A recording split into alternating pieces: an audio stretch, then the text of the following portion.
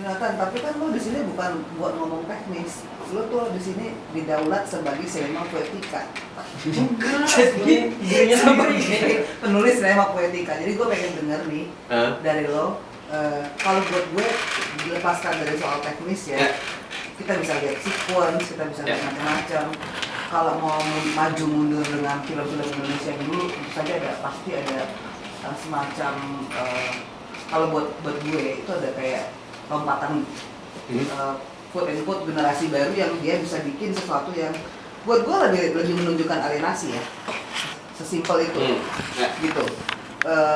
Bukan bahwa gue nggak seneng yang film-film sebelumnya, ada Satu Kopi, ada Dua Tanda Mata, ada macam-macam. Kalau mau pindah ke Perancis kita ada model-modelnya Truffaut yang bicara soal perempuan kelas menengah yang ini segala macam. Tapi menurutku yang sekarang yang yang muncul baik dari basket maupun ini, menurutku entah dari manapun dia nyuplik, tetapi menurutku cukup secara editing segala macam gua merasa bahwa ada sesuatu yang dan menarik karena Ismail Basket juga orang Jogja. Sebenarnya itu punya masalah dengan alienasi kayaknya. Secara kolektif mereka benar kan juga ada masalah. Enggak, berarti entah apapun itu mungkin ada trends, tapi kan kita mau bicara soal sosiologi atau apapun, kita mau bicara secara kalau misalnya secara estetik gimana? Buat gue sih mesti sangat menjiplak ya. Maksudnya aku sepakat generasi film Indonesia masa reformasi, spesifiknya Edwin. Spesifiknya Jogja kayaknya yang bilang. Karena ada Edwin jadi ngerusak sebenarnya. Karena lo nggak boleh ngomong gitu dong. Enggak, bukan ngerusak dalam arti jelek. Karena Edwin orang Jakarta. Ini di luar konteks itu. Enggak, ini juga personal. Maksudnya Edwin orang Jakarta, membuat alienasi juga. Ada orang Surabaya. Tambahin Jakarta sih ya maksudnya. Tapi anyway orang Jogja kan. Maksudnya entah kenapa generasi ini, mau itu Jogja, mau itu Surabaya, mau Jakarta, ada omongan soal ada concern terhadap alienasi ini. Dan seringnya tetapi herannya untuk aku, dia tidak memunculkan teori atau belum memunculkan teori. Kalau dulu kan kita nunggu ada seorang namanya Krishna Sen, kemudian dia bikin, tapi terlalu sosiologis gitu. Seharusnya kalau menurut aku orang-orang yang tanda petik mengatakan bahwa dia belajar teori sinema atau apa sudah bisa melakukan ini baik dari kacamata seorang feminis kan atau apa.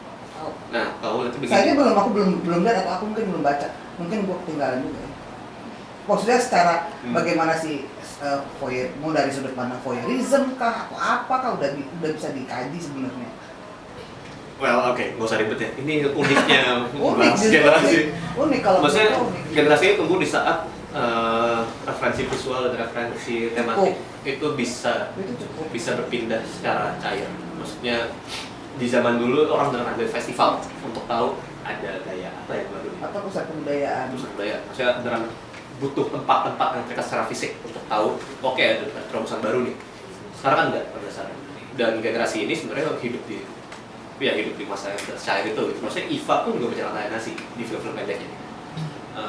Tapi memang kemudian kalau kita murni main film panjang, well iya benar. Anak-anak ini yang anak-anak ini lucu orang-orang ini Ismail Basket, bahkan film City yang baru itu juga sebenarnya Edi Cahyono juga ngomongin alienasi juga pada dasarnya. Nah, yang buatku ini satu tema menarik yang buatku ini perlu dilihat lagi polanya gimana ya. Cuma kalau kesamaan yang terjadi buatku, alienasi yang tergambarkan dalam film-film Selesai Vakansi ini, dalam film-film generasi sinema pasca reformasi ini, itu alienasi yang sebenarnya terhitung asing loh. Alienasinya asing. Asing. Dalam arti itu bukan alienasi yang udah alienasi asing lagi. Bukan alienasi kita sebenarnya. Terus di Indonesia di mana negara sebenarnya sangat menekankan nilai-nilai bersamaan dan keluarga. Bentuk alienasi itu bukan alienasi seperti itu sebenarnya. Sementara alienasi yang kita tadi mungkin perhatikan itu sebenarnya alienasi yang beneran sepi sendiri. Oh, makanya lo ngangkat Edwin ya, karena Edwin merusak. Enggak, Edwin juga sama kayak gitu. Maksudnya merusak ininya. Iya, Edwin kan mengalienasikan keluarga. Enggak cuma orang Jogja doang yang bikin alienasi. Sebenarnya itu gak usah merusak. Pada dasar generasi itu banyak mengenaliasi, cuma pertanyaanku artikulasinya itu entah kenapa ya, buatku tuh mesti nyomot dulu. dari luar. Masih gitu. Masih nyomot dari luar terus belum dimamah lagi gitu. Langsung ditelan mentah-mentah. Langsung tantang. Entah benar atau enggak itu spekulasiku banget ya. Aku belum pernah nanya mereka banget soal opinian. Tapi itu yang tergambar dari visualnya. Masih belum Terasingan yang sendiri. Sementara terasingan kita itu bukan terasingan yang sendiri loh. Kita tuh bangsa yang jarak antar manusia sangat dekat. masih numpang di warung. Iya. Maksudnya kita bisa merasa terasing di keramaian. Bisa juga. Dan notabene itu yang kita alami. Terasing secara religius juga bisa. Bisa juga. Maksudnya ini bukan terasing secara geografis, bukan terasing secara sendirian gitu. Di Eropa tuh make sense gitu, memang jumlahnya sedikit orang-orangnya. Di kita enggak gitu, ada pola sosial sendiri yang membentuk corak-corak organisasi sendiri sebenarnya, yang khas kita gitu. Nah, buatku itu yang belum masuk sebenarnya di vakansi ya, dan generasi sekarang ya. Another Trip itu lebih spesifik lagi, Another Trip to the Moon. Bahkan dia beneran di hutan tinggalnya gitu yang wow, oke, itu organisasi yang sangat eksotis sekali gitu. Bukan organisasi kita. Film kayak Ibunda atau Sakit Kopi Pahit itu organisasi kita sebenarnya. Kita terasing dengan ini rame orang keluarga. Ibunda Teguh Karya. Iya. Oh. Itu buat itu alienasi, maksudnya alienasi pada dasarnya. Dibaliknya baliknya banyak orang ramai, semuanya punya kepentingan sama lu, dan lu kayak terus diri gue siapa sebenarnya? Jadi gue kayak connect ya. Rasingan tentang keramaian gitu, pada dasarnya kita itu. Yang entah apa hilang.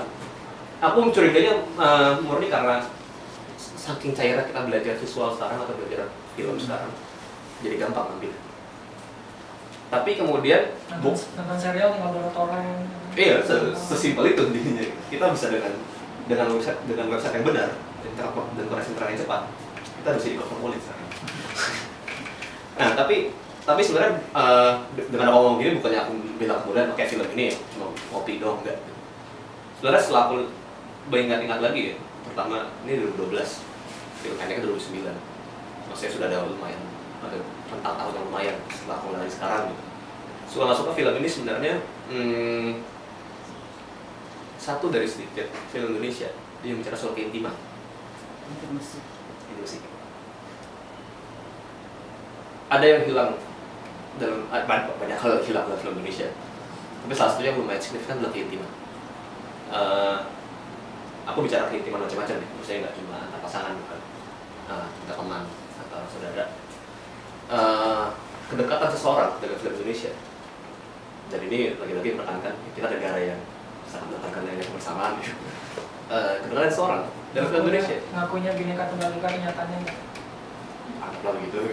Maksudnya kedekatan seseorang dalam film Indonesia itu tergambarkan di masa reformasi.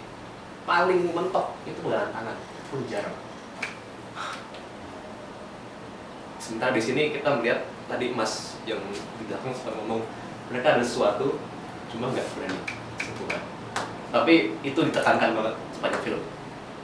Sebagai poin cerita, sebagai poin konflik, sebagai poin yang menyatukan mereka atau bisa mereka. Itu ada apa ya? Keintiman malu-malu itu nggak pernah dibahas. Dan film nggak pernah terlalu di pasar reformasi itu nggak terdokumentasikan film. Kita jadi sangat beku banget sebenarnya. Kalau kita lihat review aja dari tahun 2000 sampai 2010 sampai 2015 film-film yang main di bioskop maupun film yang kayak gini ya, yang di luar bioskop itu kenapa? Nggak tahu kenapa. Dulu aku sempat berasumsi sensor, tapi kemudian nggak fair kalau cuma ngomongin sensor karena sosial juga berubah. Bisa jadi memang berubah sosialnya. Itu buatku tuh itu yang menarik dari film ini, ada dan spesifik lagi ada keintiman khas Jawa di sini yang sebenarnya mau cuma nggak pernah bisa frontal. Lagi-lagi itu juga nggak fisikan. Nontonlah film-film yang bahkan dari film pendek atau film bioskop ya. Cek lagi adegan-adegan orang nembak pas PDKT cowok cewek nembak. Serius, ini remeh banget. Cuma ini jadi ngaruh banget. Jadi ngaruh banget. Pas nembak. Ada apa dengan orang ini? Semuanya. Kejadiannya itu pasti mereka ngajak terus eksotis. Seringnya Prancis atau Italia. Ini aku nggak ini dari film besok ke film pendek ya, bahkan ada imaji ini yang muncul gitu. Restoran eksotis yang namanya Itali, makan, senang dengan makanannya. Terus ngeluarin cincin. Padahal sepanjang film kita nggak pernah tahu kalau dia suka kuliner. Tiba-tiba dia suka kuliner. Kuliner, dan habis itu tembak. Jadian nih atau apalah gitu. Jadian. Dan itu diekspresikan di film remaja, ke film dewasa. Maksudnya film orang dewasa. Dari anak SMA sampai masih muda itu nembaknya kayak gitu semua. Pertanyaanku, emang itu yang kalian alami? Maksudnya, apakah kita masih PDKT yang nembak harus dengan cara begitu? Sebenarnya terjadi kan enggak? Kalau dia ditolak loh. Ya, terlepas dari itu gitu. Maksudnya imaji itu yang muncul gitu. Untuk bisa dekat tuh harus di restoran eksotis. Untuk bisa mengungkapkan perasaan dalam seseorang harus di restoran eksotis. Mengeksploitasi eksotisme. Atau mentok atau imajinasi mentok aja gitu. Males mikir. Iya. Nggak tahu. Tapi itu aku ngomongin dari film mahasiswa sampai film profesional. Ada imaji itu. Kalau bikin orang pacaran, ada orang pacaran kan, PDKT kayak gitu. Gak ngerti kenapa. Tapi kemudian itu karena amatan itu yang bikin aku gila, kita kehilangan keintiman itu ya. Kita kehilangan soal keintiman. Maksudnya anak SMA tuh punya romantisme sendiri, cara ungkapin romantiknya sendiri gitu. Gak awal film yang ini aja. Orang dewasa di kota-kota yang berbeda punya cara untuk bilang romantis sendiri. Juga nggak muncul. Larinya pasti ke restoran eksotis. Atau paling sering lagi bunga mawar. Yang notabene juga nggak gitu kita. Ini narasi aja kan, kalau dokumenter jalanan nembaknya di restoran. Restoran Padang. Beneran. Nah, tapi itu jadi menarik, pas itu jadi udah lama kita nggak kayak gini. Nggak ada di restoran Padang, hujan-hujan masuk warteg gitu. Dulu kita masih ada loh adegan orang pulang sekolah, Rano Karno seringnya. Orang pulang sekolah hujan, terus masuk ke rumah kosong, terus antara mereka ciuman atau ngewek gitu. Maksudnya itu keintiman yang wow, itu spesifik sekali pada zaman itu. Sekarang nggak ada. Dan itu zaman Orde Baru. Dan itu orang baru yang Di mana sensor sangat kuat kuat dan harus mendukung kepentingan negara. Nah, keintiman itu hilang tuh, dan buatku tuh vital karena apa ya? Masalah dengan keintiman. Suka-suka keseharian kita loh gitu. Anak SMA ya, aku pernah orang bilang jadian sama gue di bis gitu, kan gitu ya mungkin emang secair itu kita ya gitu. Mungkin emang secair senorak itu kita gitu. Itu yang kayak disterilin dulu dalam film-film kita. Nah, aku nggak tahu apa kemudian ini masalahnya atau masalah kayaknya orang lebih merasa kalau kayak restoran Prancis gitu. Nah, aku nggak tahu masalahnya apa. Gambarnya lebih bagus. Mungkin, cuma harus dijaga lagi, dijalani. Oke, waktunya udah habis karena kita harus siap-siap buat sesi 2, teman-teman yang nonton sesi 2. Jadi yang mau bertanya lagi bisa diskusi privat sama Adrian di depan sebelum dia cabut. Nggak mau, Adrian expert ini. Aku ekspor sampai PDKT loh.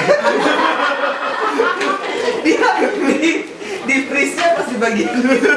Adrian expert main cewek.